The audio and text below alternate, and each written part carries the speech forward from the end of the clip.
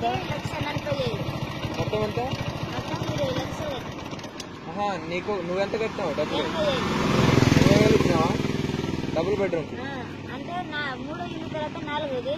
First ఇల్లుకేమో 1,40,000, second ఏమో 1,20,000, దాని తర్వాత 1,00,000, 4ది 80, దాని తర్వాత 60.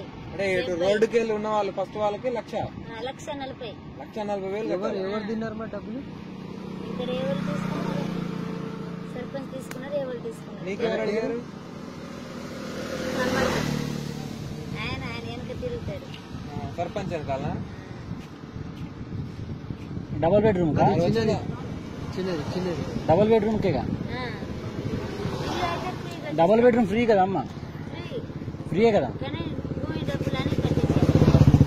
భూమి డబ్బులని కట్టించారా? ఎంతెంత? స్టెప్ లెక్క కట్టించారు. ఫస్ట్ ఇల్లుకి 1,40,000, ముందు ఉంటే 1,00,000 రూపాయలా? 1,40,000, మధ్యలో ఉంటే మధ్యన 80. ఫస్ట్ ఇల్లు తర్వాత సెకండ్ ఏమో 1,20,000, దాని తర్వాత 1,00,000, దాని తర్వాత 80, దాని తర్వాత 70, దాని తర్వాత 60, లాస్ట్ కి 60. దాంతో అట్లా ఇచ్చారు.